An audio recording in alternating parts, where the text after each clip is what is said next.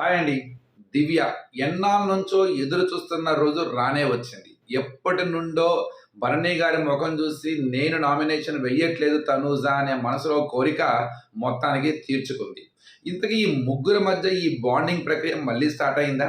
ఈ బంధాల గొడవ మళ్ళీ రచ్చకెక్కిందా? ఇంతకీ వీళ్ళిద్దరి మధ్య భరణి నలిగిపోతున్నాడా?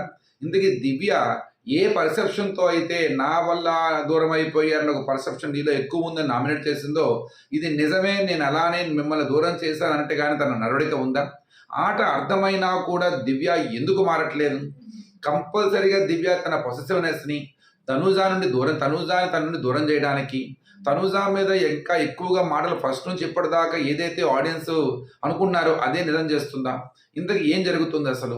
ఇంతకీ వీళ్ళ ముగ్గురు మధ్య మా బంధాల మధ్య మేము ఇరుక్కుపోతున్నాము, మేము బాండింగ్‌లో లేవని ప్రూవ్ చేయడానికి ఒకళ్ళ మీద ఒకళ్ళు నామినేషన్ వేసుకోవడానికి పోటీ పడ్డారా?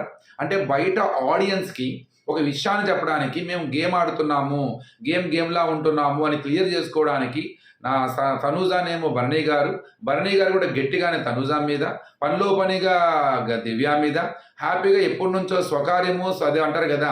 స్వామి కార్యము, స్వకార్యము. కాగల కార్యాన్ని గంధర్వులు పూర్తి చేసినట్టుగా ఎప్పటినుంచో కళ్ళగంటున్న అవకాశం రానే వచ్చిందని చెప్పేసి, ఒకేసారి 2 పనులవుతాయని చెప్పేసి నామినేషన్ తీసుకొని రేసేసిందా? ఇంతకీ ఈ ముగ్గురు పంచాయతీ మళ్ళీ మనకి టార్చర్ చూపిస్తుందా? ఇదే బంధం వీళ్ళ ముగ్గురిని విడగొట్టే ప్రయత్నం చేస్తుందా? లేదు ఈ నామినేషన్ల ద్వారా విడిపోయిన వీళ్ళ ఇండివిడ్యువల్ దారిలో ముందుకెళ్ళే అవకాశం ఉందా? కామెంట్ బాక్స్‌లో చెప్పండి. భరణి మాత్రం క్లారిటీ వచ్చేసింది. వీళ్ళ ఇద్దరికి దూరంగా ఉండడానికి ప్రయత్నిస్తున్నాడు. కానీ ఎక్కడో దివ్యనే కొంతగా స్టెబుల్ అవ్వట్లేదు. దివ్య కూడా కొంత ఈ బంధాలకు దూరంగా వెళ్ళి అడగలిగితే బావుంటుంది. తనూజకి చాలా పిక్చర్ క్లారిటీ వచ్చేసింది. తనుజ చాలా పూర్తిగా సైడ్ ట్రాక్ ఇండివిడ్యువల్ గేమ్ ఆడడానికి ట్రై చేస్తుంది.